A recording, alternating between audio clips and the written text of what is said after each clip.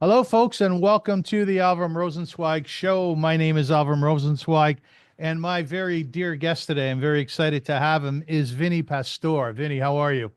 I'm good today. Thank you. And I'm kind of happy 2024 is over. Well, why are you happy it's over? Well, I went, I'm 78 now, and all of a sudden, for some reason, man, it was the year of me having MRIs and CAT scans. The second week of December, I had two teeth pulled out. I mean, 2025 has got to be a better year for me. Well, how are you with the MRI when you go under that machine? Well, you can't smoke a joint before you do that. You can't blow a doover. Oh, But you freak out. do you listen to music in there? No, I just listen. We're going to talk about that all morning. Last No, no, time no, no. That time I went in for a Cats game, the girl couldn't find my veins.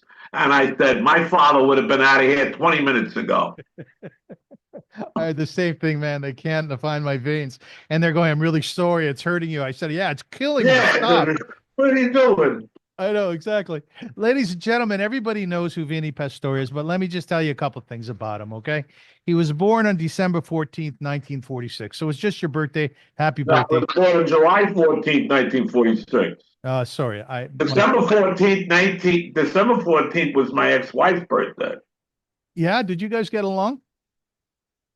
Well, I still remember her birthday, and she may be watching this. So, yeah, I still love you, Nancy. Good, good. And he is known for his role in Sopranos, by the name of Big Pussy. And, Yeah. and people call you that on the street, don't they? They don't say, "Hey, Vinny." They say Big Pussy. Well, originally, Tony was going through it too, Tony, Jimmy Gandolfini. All of us, because they didn't know our real name. They didn't know me. They didn't know who I was. They just knew me as, hey, Big Pussy. They saw me walking down the street. This is after season one ad and season two. And then when I started doing some more commercial movies and like The Hurricane and Deuces Wild, and I started doing some more stuff after I was dead, then people started to say, hey, Vinny, hey, Vincent, whatever, you know? And, but I just did like a signing down at in New Jersey, Woodbridge, New Jersey, at the Woodbridge Brewing Company. I was there last week, and Michael was there this week, and we would do signings. And they come up, your fans come up with pictures from The Sopranos 25 years ago, pictures I don't even know where they got, and they want me to sign Big Pussy, and they want me to sign Not in the Face. I'm $4 a pound. I mean, they know my lines. It's amazing. It's 25 years later. You know, I was just telling a rabbi that I did a podcast with that I was going to be interviewing you, but I said, Rabbi, with all respect, I can't tell you what his name was in the show. Like, have you ever been with a priest or something and Big Yeah. Pussy would come up? Yeah, actually, there's a nice Italian restaurant. I meet my family at Marinick Avenue for pizza, and there's this priest. He's always there, like 1 o'clock Friday afternoon. And I became friends with him, Yeah. but he keeps saying to me, and my sister laughs. What's the character you played on Sopranos? I'm trying to tell my friends. They said, "No, I can't tell you. It's Sal." They said they don't know who Sal was. The reason why we're talking today, other than for a good interview, is that you just starred in a wonderful movie. It's called a rom-com, which is a romantic comedy, and it's called Brooklyn Love Story. Yeah. And within that story, your character is Benny the Snail Ducci. And I want to get into that in a second, but I would be remiss if I didn't ask you about The Sopranos. I hope you're okay with that. You know, I just watched before this interview. I watched that scene where you were whacked, where you were killed. On the boat. Yeah. Oh, I gotta tell you, Vinny, honestly, it broke my heart. Like your acting was brilliant. It really was. You go like this, you go, not in my face. That's what you just mentioned, right? And then they just pull out their guns and they shoot you with I don't know how many shots, but you look so emotional. Like you did that so incredibly well. Well, I teach now. I teach acting at HB Studios on Bank Street in the Village, and I'll teach guys 50 years old never had an acting lesson in their life. And the first thing I say to them is, you got to be real. You Yeah. got to become that person. If that person is going through everything that is written, you have to go through it. Once they say action, boom. And if you're smart, you don't fall out of character in between your scenes. See, one of the great stories that we could tell when we worked on The Sopranos, especially season one, well, we didn't know where this was going, Yeah. because they wanted all the 13 episodes in the can. We were already friends from working on other projects together. I was very close to Tony Sirico. We did plays together, me, him, and Frank Vincent. Michael and I were close. He used to come in my club when he was a kid and check out the rock and roll bands, and I knew him. We had I had worked with Aida Totoro on my first movie, True Love. We had this relationship as actors where Michael Imperioli was not Michael, he was Christopher. And Jimmy was not Jimmy, he was Tony Soprano. And that's who and everything worked out. And it was easier for David because he wrote this stuff for us. He wrote that stuff for us. If you think about my arc, Pussy's arc, he needed money. His kids were in college. He was dealing drugs. He got busted. He didn't want to go to jail. All these conflicts were happening with him. Bingo. Renee, my daughter, was going to college. Yeah, I used to send the money, even though I wasn't around. I needed to send the money. I wasn't. My life personally wasn't great. I was trying to break in the acting business. It became great after season 2, after Funhouse aired. Everybody said, "Whoa, what was that about?" That's the episode you love. But there's that journey you go through. And you have to have that relationship with the other people. A lot of times you show up on a TV show and the lead, he's in his trailer, he don't want to work with you, and you got like 1, 2, 3, 4, 5 lines. And you run the lines with a stand-in, an extra. Yeah. And you feel insulted. So years later, when you're in that position, like when we're doing The Narrows, which became Brooklyn Love Story, I would say to the guys, "Come on, let's run the lines. Let's run the lines. Run the lines." And that's like even when I work on Gravesend or anything I work on now, I learned from The Sopranos. Little Steven learned how to be an actor on The Sopranos. He tells everybody that in his documentary. He learned how to be an actor on The Sopranos. Do you ever go back there in your head, that scene or scenes from The Sopranos? I mean, it was many years ago, right? But did you Yeah. go back there at all?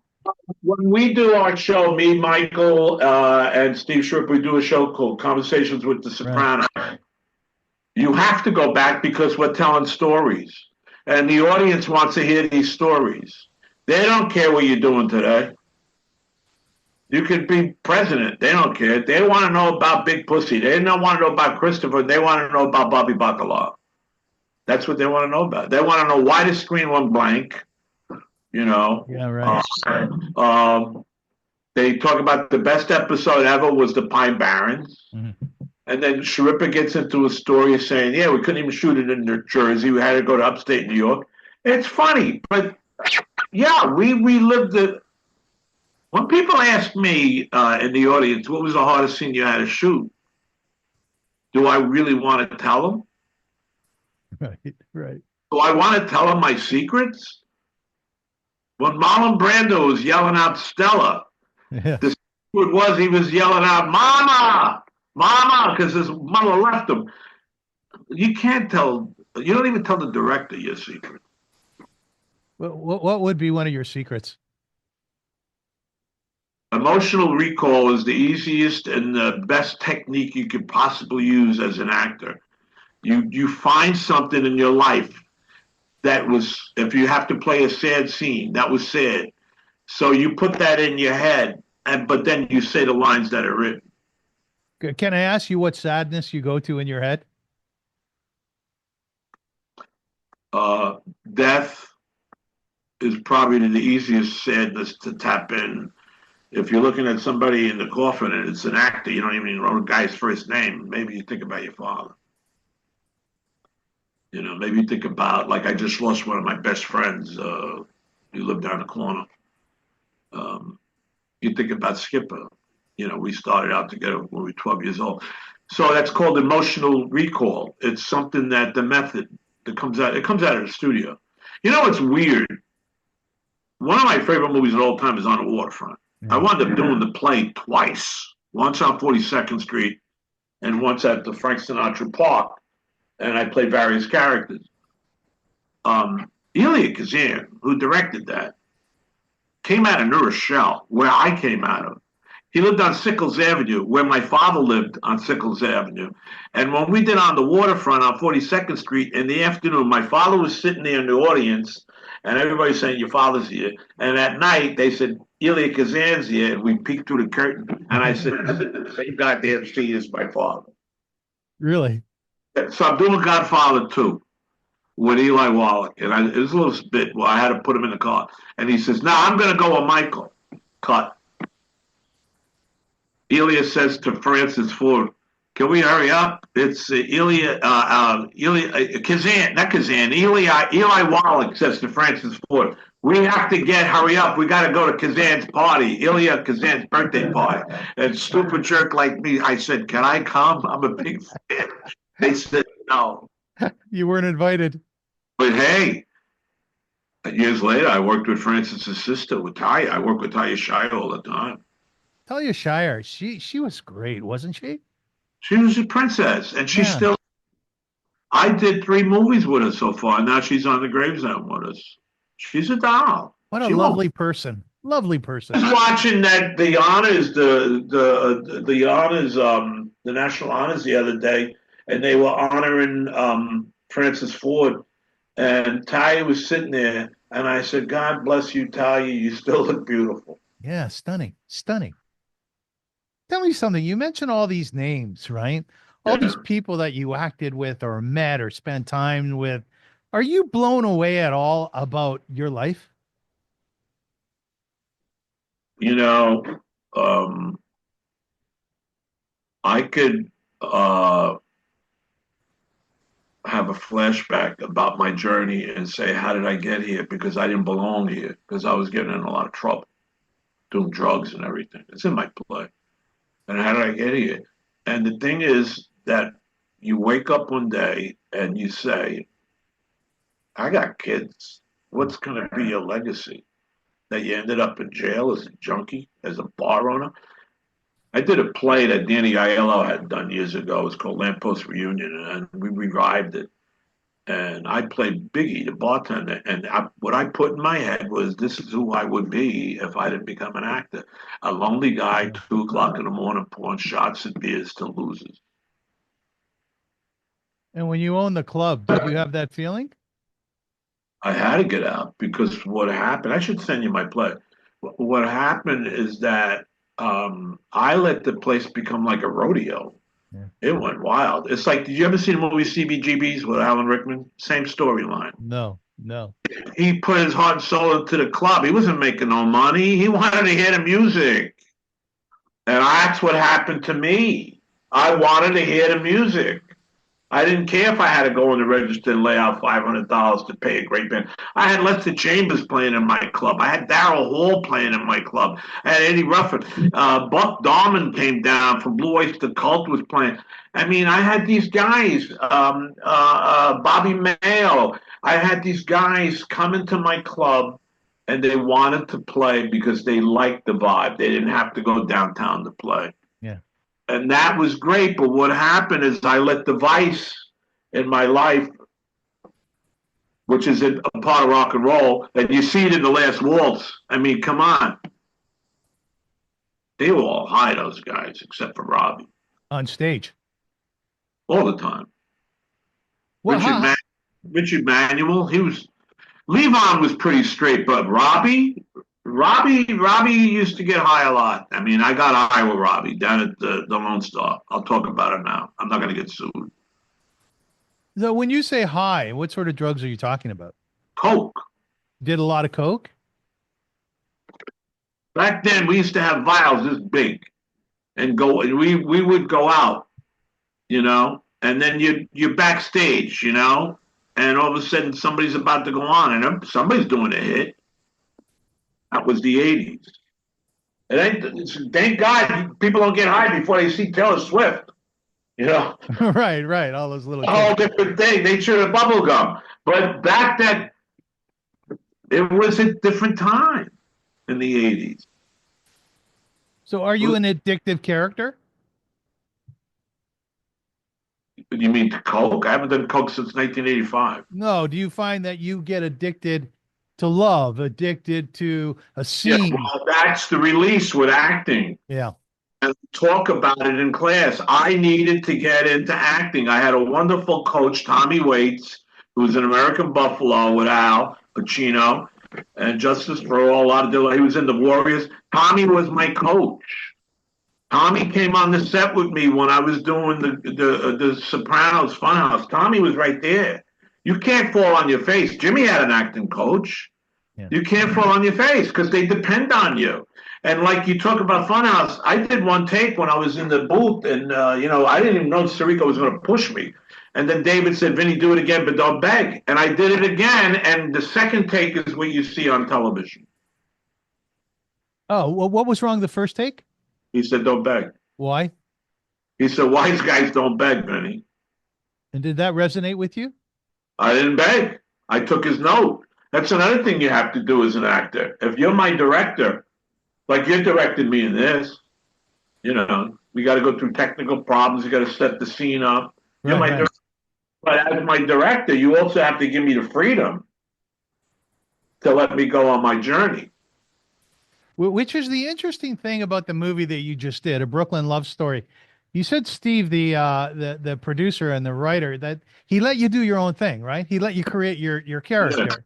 That Yeah. must have been very freeing, wasn't it? Well, you know what happened when he had us doing all those Rocky exercises because we were getting in shape to do the tug of war? I really hurt my foot. So I called up Jeff Mazzola, our producer, and I called up Josh, our RID, and I said, "I'm on a cane." They said, "Who's on a cane?" I said, "I'm on a cane. The character's on a cane. We're all on a cane." So we shot the scene where we walking down like Reservoir Dogs, and I'm on the cane. And you know I'm on the cane because the last time we were doing the physical exercise, I go, "Oh," right? So now the thing is that I'm not doing the tug of war. So we had to figure it out how I couldn't do the tug of war. And then Steven said, "Hand it to so and so, and he's going to hand it to his girlfriend." So I got myself out of that. Were you worried when you found out you were on a cane? No, I've been on a cane since I did Gotti. The first person who ever bought me a cane in my life was Anthony Quinn. Really? Yeah, we were doing a movie up in Canada with you, Gotti, and it was cold. And it was a scene where Armand was in the telephone booth and he's on the phone and the guy wants to use the phone. He winds up beating him up and shit. And I had to run across the street and I sprinted and it was 25 degrees and I pulled my muscles. And that's when it all started, that leg. And it comes back once in a while. Was he a good guy, Anthony Quinn? Yeah, he let me hold his baby. Did he? Yeah. He was shooting a scene. It was when he was dying and we were all hanging out. And his wife was there, young woman. He said, "Look at the baby." And I told him I had a young girlfriend. He said, "So you could have a baby now. You could have a baby. Look at me." So then I said to Anthony, I said, "Viva Zapata." He said, "Viva Zapata." And he did the monologue from Viva Zapata. He knew it still. Isn't that credible, eh? Well, I was up in Algonquin, Maine, doing Bullets Over Broadway on the road, regional. And I'm in a dressing room, and the producer comes over. He says, "Look up." And I saw Anthony Quinn's poster. I said, "What's he doing there?" He said, "This used to be his dressing room when he came up to do Streetcar Named Desire." So I said, "Yeah." So when I came home, I mailed the producer a picture of me and Quinn. And he got back to me. He said, "It's in my office." So, it's like full circle. It's a crazy business. You ever see him in The Old Man and the Sea? That's Spencer Tracy. No, there's different old mans in the sea. Anthony There's Quinn as one well. with Quinn. Yeah, yeah, I saw him in Zobra Greek, yeah. He was brilliant, wasn't he? across 110th Street. Yeah, Yeah, he was brilliant. photo. He's a brilliant actor. You love watching movies, don't you? You were saying Yeah, that's all I do. that's all So you it's, do. yeah. Like this morning, I got up early and I was going to watch it, and I said, "Nah, I'm going to be stuck in TV." The Man with the Golden Arm, Frank Sinatra was on, and a lot of times when I have some of my students working on scenes from plays where they're playing a junkie, I said, "Watch that movie, Man with the Golden Arm, and see what Frank did playing a junkie." Did you And another one was Hatful of Rain with Don Murray. did you know Frank Sinatra? No, Would you have want to know him? yeah, why not? I know Frankie Valli. Frankie Valli and I are very close. How old is he now, Frankie Valli? Frankie Valli, he just turned 90. Oh yes, I just saw something Yeah. on him. Frankie Valli's a sweetheart. Is He was he? on Sopranos. Yeah, he's a sweetheart. Wow, how does he keep going at 90 years old? That's absolutely incredible. I know, because I can't keep going and I'm 78. How are you feeling? How is your health? If I work today, which I'm not, but if I'm working today, like on a signing or a shot, I need tomorrow off. When somebody says you're working 2 or 3 days in a row, I say, oh, no, I'm going to do it. Yeah, but you're a little bit overweight, right? No, I lost 50 pounds. Oh yes, you did. Right. Did you do it on a show? No, I did it here at my house. No, no, no, no. But you were once on a show where I think you lost, I'm sorry, I think you lost 29 pounds on that show. Me and Nikki Totoro. Right, right. So how did you lose 50 pounds this time around? I stopped eating. Like, what do you mean? Well, I'm going to dinner tonight with the guys because I don't want to go out New Year's Eve. So I already know what I'm going to eat. I'm going to eat a chicken cutlet, a little piece of chicken, a little mozzarella. I don't know if I'll have the mac, and I'll have a little bowl of soup. I'm not going to go in and stuff myself with a steak and a lobster and all that. I don't do that anymore. Can you if you wanted to? I don't even know if I like meat anymore. I like chicken. I love chicken, Me too. protein. Yeah, I don't even know if I like steak. But the thing is, I lost 50 pounds. My diabetes practically went away. Thank God. I went through prostate cancer, and I still get the hormone shots. But my doctor's saying you're doing very good on that. I mean, between my heart and the prostate, and I mean, you get older. But the thing is, I think the work keeps us going. Right. I, Right. I really do. I think the work keeps us going. How old do you feel, Vinny? I don't feel 78 years old. How old do you feel in your head? I feel about 60. You do, eh? Yeah, I don't feel 78. No. And I get tired. So what? I get tired. People get tired. So you You know? rest. Yeah, you got it. You got to say, I can't do two in a while. Like I was supposed to go up to Foxwoods Saturday, and then I got to be in the city on Sunday. And I told the promoter up in Foxwoods, I can't be up in Foxwoods on Saturday. And then I got to direct a play in the city on Sunday with my group from 2 to 8. I can't do it. So I had to give up like an appearance, but it's my theater company. And if you want to be an actor, you better learn how to love acting because it ain't about making money. If you get lucky, it's about making money. You still love it? Yeah, You do. yeah. I got my script here Yeah. for me and Maureen Van Zandt, Stevie's wife. We have a theater company. You know what I found very interesting in an interview, you said at 78 years old, you can't wait around for Hollywood to give you a shout. You just can't, right? They're not. And hence the independent movies that you're doing now, right? Look, last Friday, I got a phone call. My friend, he said, people want to meet you for dinner. I said, why? They want to put you in a movie. I said, listen, I'll meet them, but they got to talk to my manager. So I'm having dinner with these people, and the guy, I said, can I have the script? I can't give you the script. Why can't you give me the script? He said, I don't want nobody to know the script. I said, well, how could you offer me a part in your movie if You don't want to give me the script. He said, how much you play the priest? I said, well, is he a pedophile? He says, no. I said, well, how am I supposed to know that if I don't have the script? So I was driving him crazy. So finally, after I finished eating, I said, look, here's my manager's number. Send me the script. Well, you got to sign non-disclosure. I said, phenomenal with the non-disclosure, man. Send me the script. I'm not going to tell nobody about your movie. And then he says, Armand Asante's in it. I said, well, I'll call Armand. He said, don't call Armand. We didn't close the deal yet. And it's not just this guy. He's a sweetheart. He did call my manager on Monday. Mhm. You understand? He did talk business. You don't have to talk to the client. You know, if I want Al Pacino, yeah, you wind up talking to Al eventually, but you got to go through somebody else first. Like Talia Shire, you had to go through her manager first. Right, right. You know, my friend Willie called me up and says, "Call up Talia. She loves you. She wants to talk to you. She wants to know if the show's any good." I said, "Yeah." I call her. Talia, you want to be on the show? Are you going to be my husband? I said, "Maybe."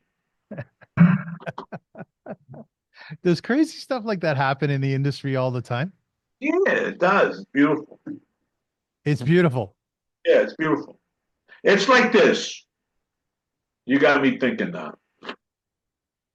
Ricky Sumner is Sting's daughter, Sumner. And Sting's wife was a big time movie producer, Yes. independent. So I meet Mickey through Sheila Jaffe, who put me in Sopranos with Georgiana Walken. And Mickey and I start doing short films together, right? Now, her father's Sting.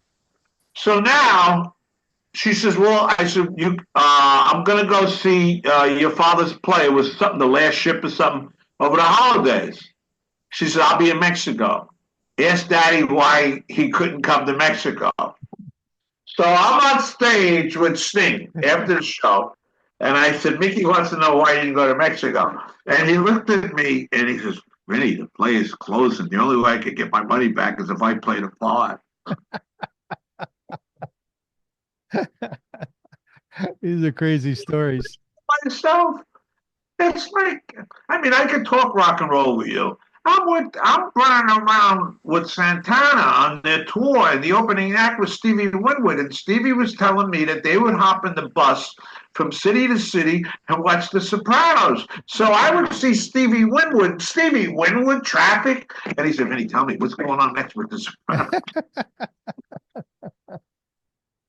Tell me something. Did everybody watch the show? Like whenever you would meet stars, do they like it's huge? I Marty talked to Scorsese never watched it. who didn't? Marty, No, he never did. he talks about how he never watched. Were you hurt by that? I can't talk bad about Marty on television. Yeah, I'll get in trouble. Yeah, no, fair enough. Fair enough. You Did you know, ever meet? Robert De Niro did me more favors you can ever expect from that man. Different kind of favors, you Like know. like what? Well, when they read for Analyze This and Analyze That, I would go in and read with them guys, with Billy Crystal. I'm reading with Billy Crystal. You know, at one time I went to Tribeca. Georgiana called me. I was in Atlantic City. She said, can you be at Bobby's office tomorrow? He wants to read his new movie. I said, yeah, 10:30 in the morning. I'm reading with Bobby. I'm reading with Rene Russo. I mean, maybe I didn't get in his movies, but for some reason, he wanted me next to him to read. And that was my position with De Niro, fine. Because he always took care of me when I was starting off. He always gave me a contract. Do you know Pesci? Joe Pesci?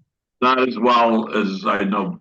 I'm friendly with Bobby and Al. Al's good people. Pesci's very to himself. I met him once. Yeah, he seems like he is. But you know, speaking of independent films, he's got an independent film out right now. Did you see it? No, but I heard you talking about it in an interview. He's up for an award, isn't he? Played a guy with dementia. Yeah, see, that's the kind of work you want to do when you get older. Give me something that I could relate to. Did you It, see that movie with Michael Keaton which one? about the guy? He's a hitman. He's got dementia. It's called Rigby or something goes down. I think I might have. It's on HBO. He's got dementia and he don't remember killing people. Yeah, what a wild script. Yeah. You imagine And that. then he goes to Al Pacino and he says, I'm cashing out. And the Al says, what do you mean you're cashing out? He says, I got 5 days left before I'm go gaga. It's called Rigby Goes Down or something like that. It's on HBO. Michael Keaton. I don't know why it didn't get nominated for anything this year. Anyway, let's talk about a wonderful movie that's out there. Before, I just want to ask you a quick question before we do that. oh, You okay. ever worry about one day getting dementia? You ever think about that? Yeah, I do I made too. a joke out of it to Willie DeMayo. I said, Willie, what are you writing me all this stuff? I get dementia. I can't memorize it. He said, what do you mean you got dementia?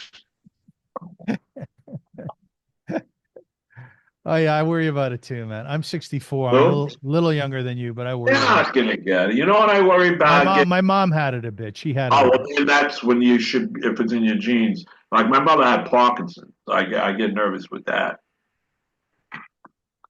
When did she pass, your mom? In the early '90s, because I remember I was working on Godfather 3 when I Yeah. lost my mother. Yeah, Was she a good woman? You guys were close? yeah, of course. She's an angel. I wrote a play. I should send you that called Mama's Chair. Did you? About your mom?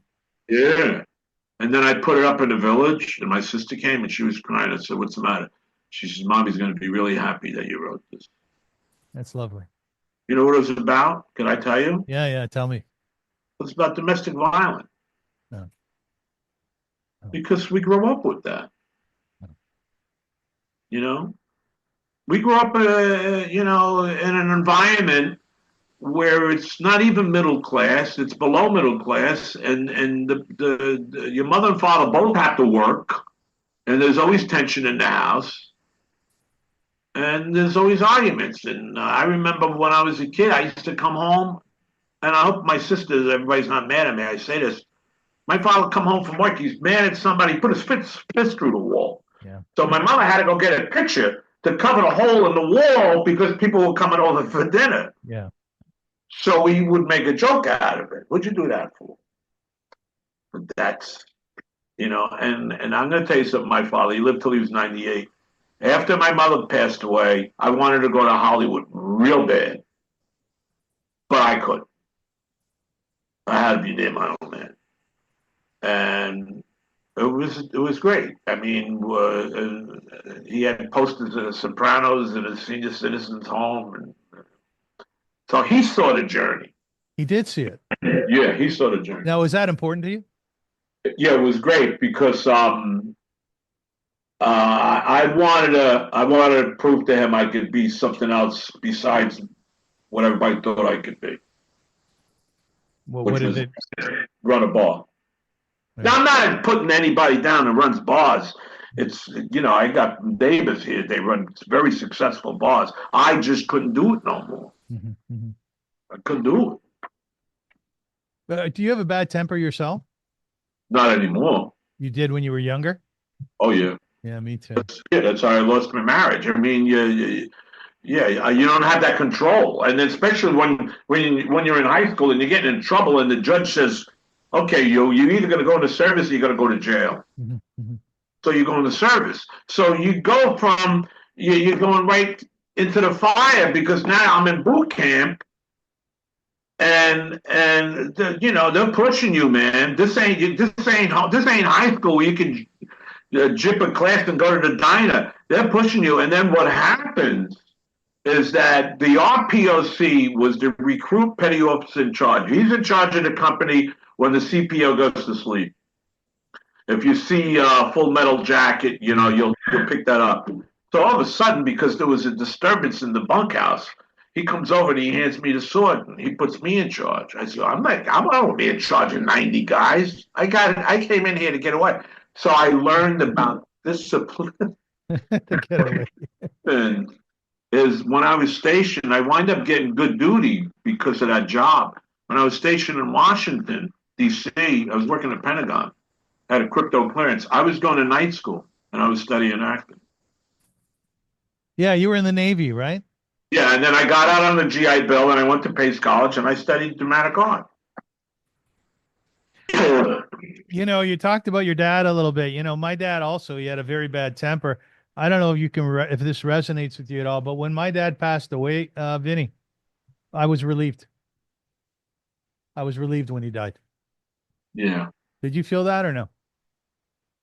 No, not with Johnny, because what happened with Johnny from the time my mother passed away until the time Daddy passed away, talking about 20 years, and he changed. He Oh, he became, did.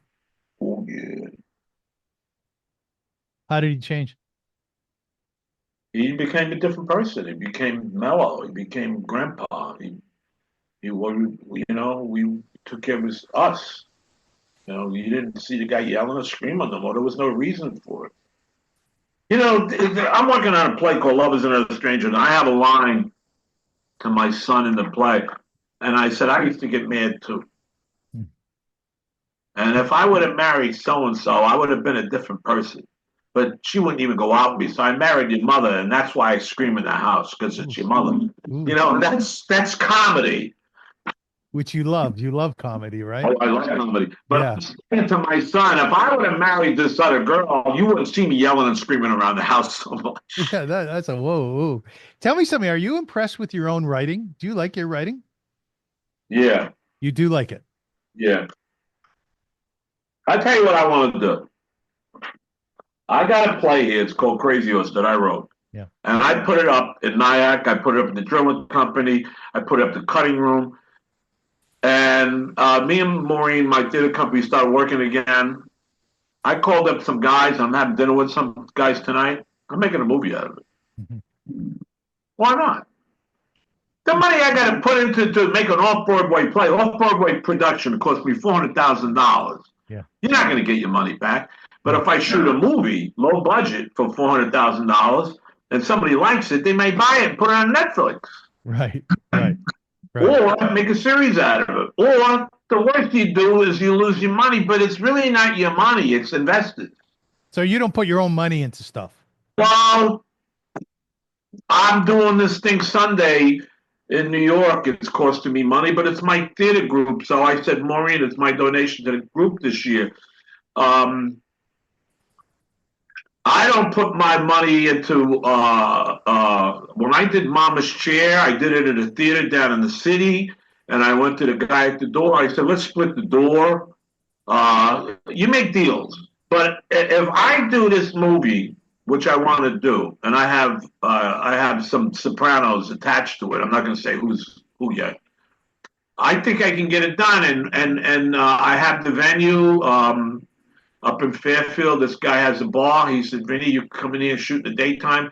I don't know why I'm sitting back and saying, maybe you can do it when I can do it. Now, you were poor when you were a kid, right? Oh, yeah. Yeah. Now, would you be considered rich now? No, I'm middle class now. You're middle class? Yeah. I mean, one would figure that you made a lot of money from the stuff that you've done. But I don't work no more that much. Right. Do you like money? When I got to go to the grocery store and I pay $60 worth of groceries and I ain't get nothing, yeah, I like money. I want more. Are you a good shopper when you go to the supermarket? Yeah, yeah, because I shop for me. But see, the thing is this: there is money to be made out there, and here's how you do it: you parlay yourself. If people want to see you, then you make yourself visible for them to come and see you. It's Yes. like what me, Michael, and Steven did with the Sopranos show, and with Bobby Finaro and all those guys, and Michael. They all go out and they do meet and greets. Yes. Michael Vispoli, all these guys, they do meet and greets. Somebody calls you up, you want to do a signing? Yes. You're not going to say no. Right. Right. You Right. sit for 2, 3 hours, you sign autographs, you meet new fans. Yes. They love you. So what's happened is that you can still, at my age, you can go out there and still make some money. Am I going to land a part in a big action movie or in a Marvel movie? I don't think so. When Jeff Mazzola calls me, that's the second movie I did for him, Jeff Mazzola. First, I did Vampire Wedding with some of the same guys. Julian Mazzola from Brooklyn Love Stories in it. And then I did the Brooklyn Love Story, which was called An Arrows of Brooklyn Love Story. So I did 2 projects with Jeff. I didn't make any money.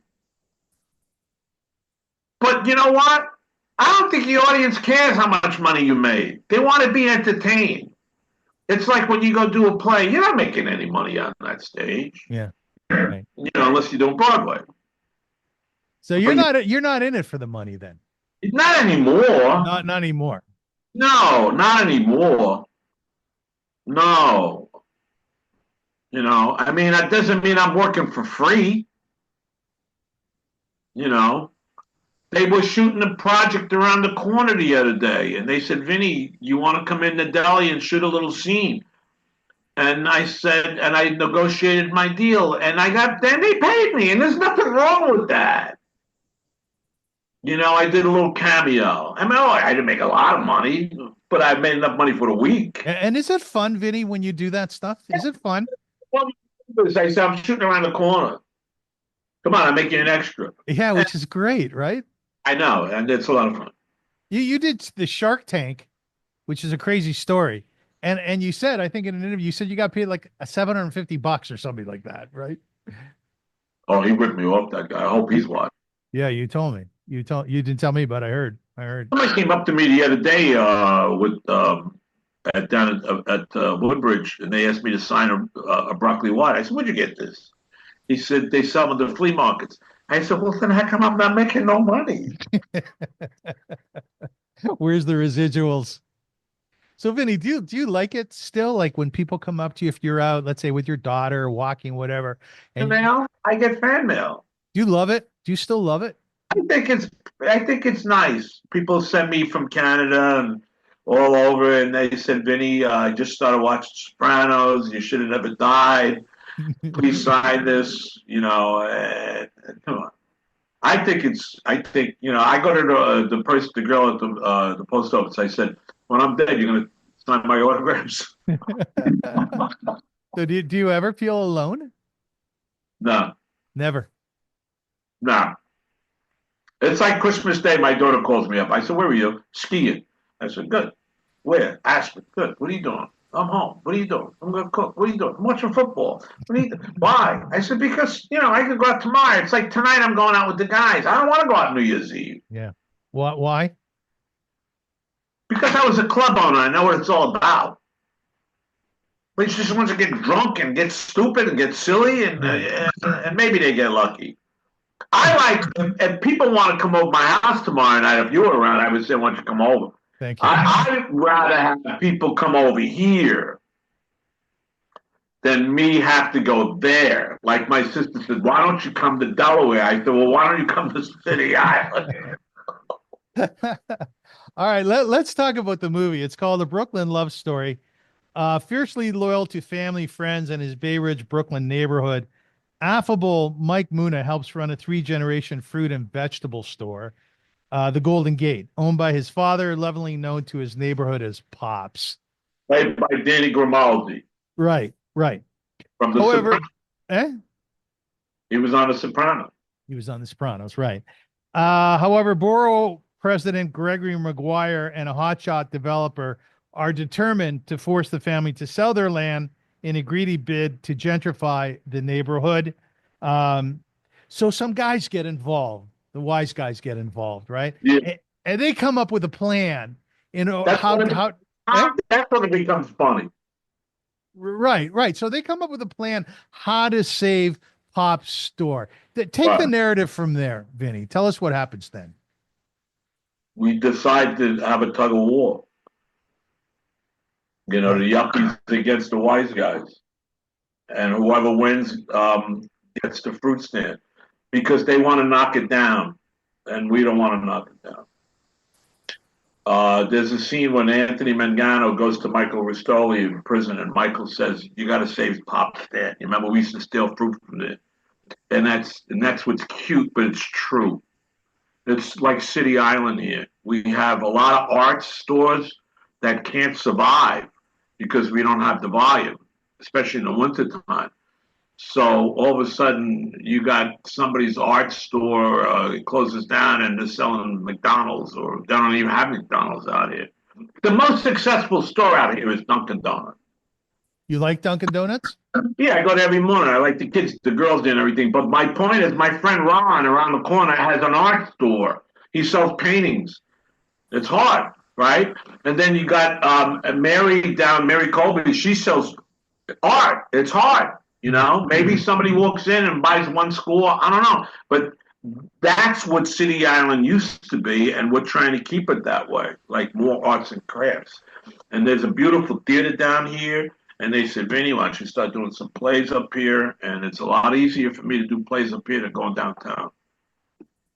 So you love where you live then, Yeah, I love it. I love it. do you? Yeah, You do. yeah, yeah. I mean, my house is paid for. I don't have a mortgage. I don't work that much anymore, but when I work, I make a decent buck. So And you know your neighbors? yeah, they all love me because I help them with the garbage. What do you mean? You take out their garbage? Yeah, they bring it in and take it out. Well, that's very nice of you. So tell me a bit more about the movie. I'll tell you, you got some very good looking people in that movie. Katie, Katie's the doll. is she a nice person? She's stunning. She's gorgeous. Yeah, she's wonderful. It's very interesting. In an interview that you did, apparently the interviewer before you, he interviewed her, and he said, I was very surprised. She's very attractive, but she doesn't have a man in her life. And your response was compelling to me. You know what you said? You said that's the choice you make in this Right. in this career. And you were doing a play, and the play shut down, and the producer of the play said, "Hey, listen, that's what you bought into, right? Yeah, Sacrifice." yeah. It's like your job. All of a sudden, your producer comes up and you says, "We're getting no more podcasts. What are you going to do?" All right. I had a podcast for 2 years, and they said, "Nobody's listening to you guys no more." Okay. What are you going to do? That's the life you chose. I mean, it's like Hyman Roth said it in The Godfather. This is the life you chose, Michael. Yeah, yeah. You're an actor, you're a DJ, you're a musician. A couple of weeks ago, it was so cold here on a Sunday night. It was like 5 degrees out, and that's cold for us. And we had a gig that night, my band. And I'm calling up the guys, who's coming from South Jersey, blah, blah. And I said, you guys want to cancel because I'm about to call up the club and saying it's too cold. There ain't nobody coming out. From being a club owner on a Sunday night, they said, yes. I called up the guy and I said, I don't want to say it's me. We have to mutually agree. He said, Vinny, I'm glad you called because there ain't nobody coming out and I got to pay the band. How's he going to pay the band if nobody comes out tonight? So I said, cancel the show. So I call up my trumpet player and he goes, oh man, bro, man, I lost a gig tonight. I said, you need the money that bad? I said, I tell you what, when we do the Wonder Bob, they add you on as a part of the horn section.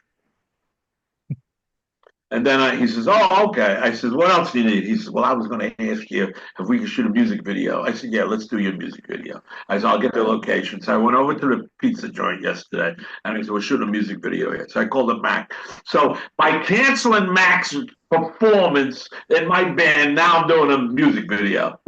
And are you excited about that? Give me a little money, because who's paying for pizza? Mac ain't got no money.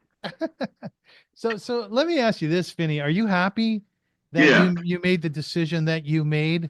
Because sometimes I'm here late at night. I'm doing 5 podcasts in 3 days this week, and I miss my son. I miss my family. I'm thinking, what the hell? These decisions. You got to slow down.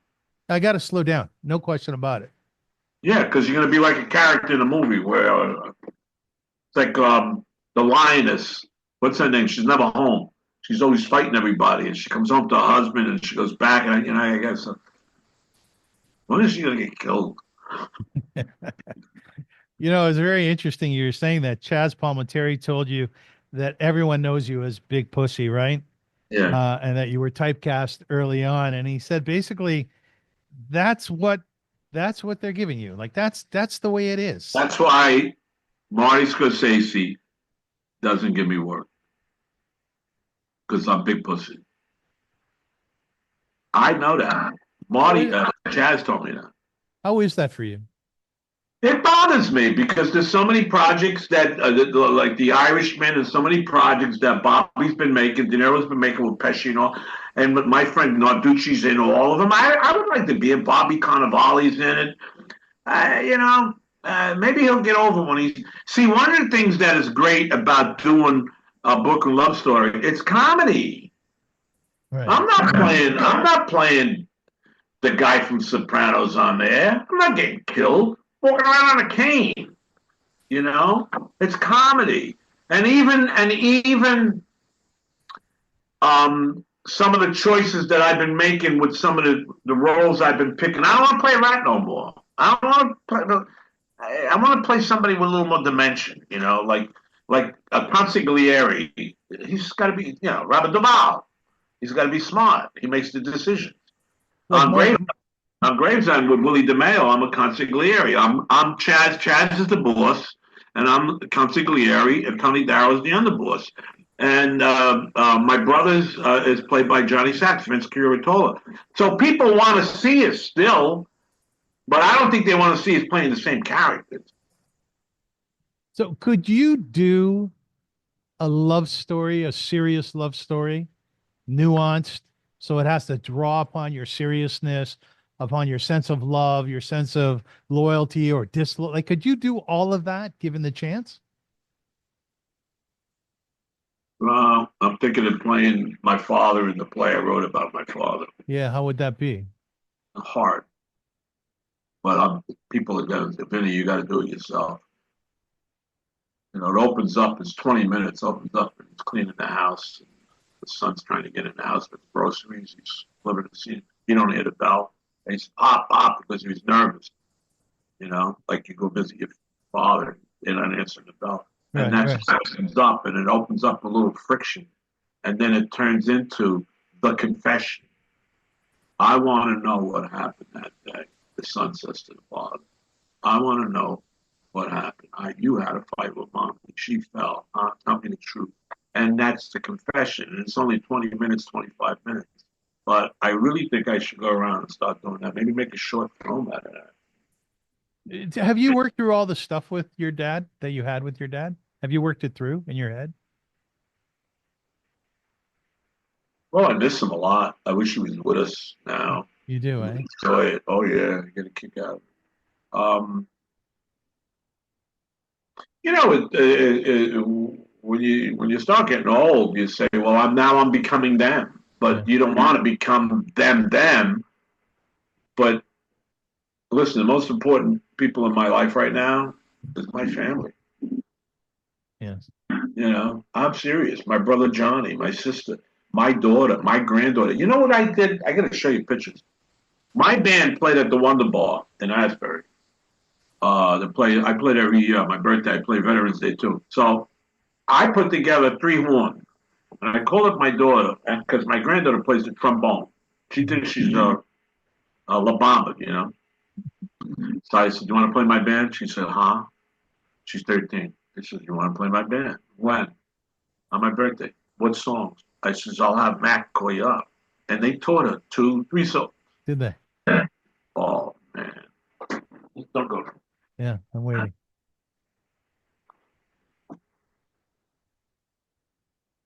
See if you can see this. Let's see what my daughter gave me for Christmas. See my daughter, my granddaughter, Yes. kissing her forehead. Yes. Yes. She's on stage with my band. How was that for you? It was a high. It was like, wow, man. You got your granddaughter playing in your band? Yeah, for sure. It's a high, and she was good. She was good. Yeah, with the trombone. I like the way you do that. So then I'm walking down the street because I had the whole family there. And I'm walking with Nancy, my ex-wife, and all of a sudden the fireworks go off. I'm back at a convention center. And my daughter said, "Dad, that's a sign." And I looked at my ex-wife and I said, "So what do you think? Want to try it again?" She says, "In your worst dreams." So Vinny, tell me something. Are you a good grandfather? I think I am. Were you a good dad? Yeah, I spoiled my daughter. I Did love you? my daughter. Yeah. Yeah. But it was Well, hard because, I didn't raise her. yeah, you weren't around, right? Yeah, but you know why? Because she was with me.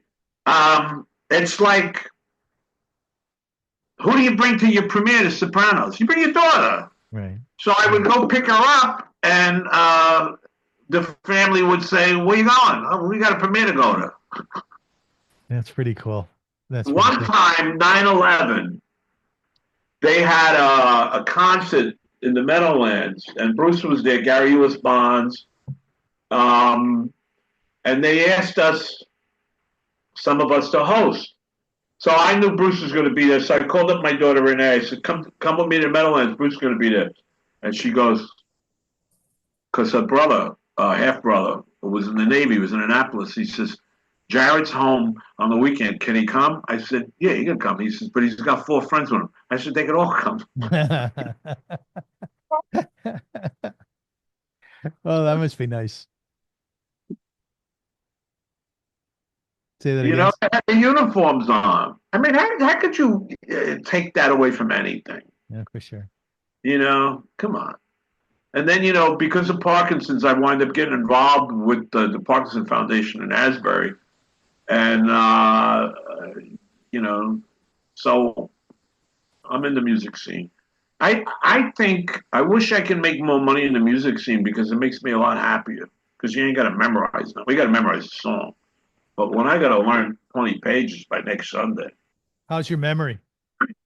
I got dementia. Yeah, we talked about that. Hey, let me ask you a question. Would you sing a song for us? Are you serious? Yeah, yeah, I'm serious. Sing a song for us. Yeah. Sing what? I know something you sing. You sing pop rock. Sing something nice. They say the neon lights are bright on Broadway. They say there's always magic in the air. That's enough. And you got your tambourine with you, right? Not when I sing that. No, So, Vinny, have you gotten into artificial intelligence at all? no, because I don't want nobody putting a head on top of my body. Okay, fair enough. But I've been dabbling with it a little bit. And Oh, yeah. one of the things I've been doing is when I have guests on, I always ask AI, I say, write a poem about your guest. So I have a poem here from AI about Vinny Pastore. You want Who's to hear? a? Artificial intelligence. Who wrote it? No, so it's a new mode of technology, AI, right? And it's very intuitive. Yeah, So I know. I've been watching this stuff on television. I'm sure Musk is going to help us out a lot yeah, now. I'm sure of that too. But anyway, so I plug into AI, artificial intelligence, write a poem about Vinny Pastore, and they spit out a poem about you. You want to hear it? Yeah. Vinny Pastore, a name well known in acting world. He's brightly shines from soprano stage to Brooklyn streets. He's given life to many feats. As pussy with a quiet might, he walked the line of dark and light. A mobster's world, his role so clear. With each scene, we felt the fear. But then came Benny with charm anew, a snail with love so fresh, so true. In a Brooklyn love story, he did shine, romantic comedy with humor fine. From tough guy roles to hearts that race, Vinny's range is a wondrous grace.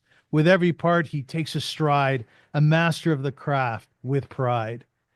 Through gritty streets or love's embrace, Vinny Pastore finds his place. A man of many faces, true. In every role, he sees it through. What do you think? And you're telling me that like T.S. Eliot didn't write that? That's written by Yes, a a computer, robot? Is it a robot? a robot for all intents and How? purposes. Yeah. How? Yeah, we'll call it Al. No, how? How does it do it? Hal is from 2000 Space Odyssey. Hal. Yeah, we'll call it Al. How about that? Yeah, yeah. Oh, yeah. That's where it all started. That's very nice of you. Thank you so much. Oh, you're welcome. It was a pleasure. And you know something, I really, really enjoyed talking to you. Thank you so much. You could call me and we could set up something like maybe 6 months down the line. Maybe we could talk about other projects that are coming up. Just you got my email. Just say, Vinny, let's do an interview. You know what's Vinny, you know what's really nice about you is you're not guarded. You're not guarded. I'm not afraid. That's why I got to be God. No, you're not afraid. Like, do you cry? Would you cry outwardly? I cry when I watch movies. Do you? Oh, yeah. If it's a sad movie, I was crying at Captain's Courageous with Spencer Tracy the other day Yeah. Yeah, when the kid falls in the water. Shane, you can't cry at Shane at the end. for sure. So you never watch Shane. You never watch. No, years ago I did. Did you ever sob though? Did you ever really let it out? Like really sob? I think I was crying in that scene when I was sitting on the toilet bowl.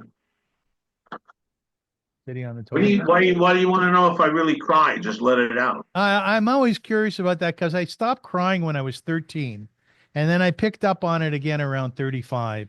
So I'm always really curious about people's emotions, right? And nowadays, I can actually sob. And to me, that's like a huge feat. It's a big deal for me. Quiet, silence. Wow, I don't know how to answer that. I cry. I cry in movies. I cry when death. Sometimes I don't cry. But the point I wanted to make really was that I really enjoyed talking to you because you're very open. You're not guarded. I honestly feel like I wouldn't ask people normally, are you rich? I wouldn't ask that question, right? But you just But seem so open to these questions. let me tell you something. The more money you make, the more they come after you for to try to take it away when you're old. Fair enough. Fair enough. That's so sad that the majority of people who get sued in this business. I refer to Rhoda. She played Rhoda.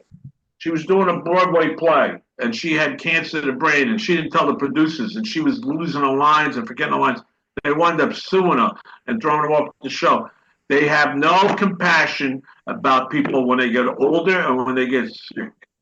I mean, here we do. We come out of COVID, and the first thing the health department did with Screen Actors Guild is they took away residuals to help the seniors make their quota.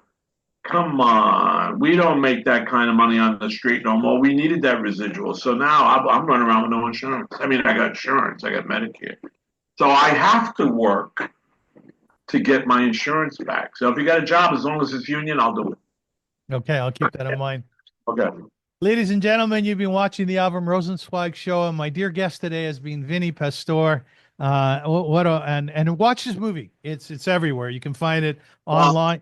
Eh? why we decided to do the interview because we want people to watch the Brooklyn Love Story. Yeah, yeah. Watch the Brooklyn Love Story. It's a good movie, and I look forward to a part B of this interview because I really enjoyed my time with you so much, Vinny. Thank you so much. God bless. Well, you got my email. Get in touch with me, and we'll do it again. All right. Okay, And Vinny. have a happy New Year. You Happy. celebrate up there, right? We're Hanukkah. We're doing Hanukkah. Yeah. You're doing Hanukkah. You and my daughter. Yeah, your daughter. Why again your daughter? Because her mother married into the Jewish nation. The Jewish people. Yeah. Okay. One of my closest friends is Harvey Brooks. He played with Bob Dylan and Super Session and everybody. And Richie Havens, he lives in Tel Aviv. And he's been going through some rough times. So um, uh, he's out there. He's very religious, Harvey. Is he? Oh, yeah. He's in Tel Aviv. Yeah. Do you know anything about the Jewish people? From being involved, with my family. I know something about it. What do you want me to ask you? No, nothing. My show skews Jewish. My father was a rabbi. So Oh, really? yeah, my dad was a rabbi. So Wow. whenever So a movie called The Rabbi and the Bookie about your father and my father. let's do it, man. Let's do it. Rabbi and the Bookie. And I'll pay your dad. You play my dad. Ooh, You could okay. be a rabbi. All right, let me go. All right, take care. Happy New Year. That was a great interview. Thanks a lot. And thanks for your time. I appreciate it very Okay. much. Take care.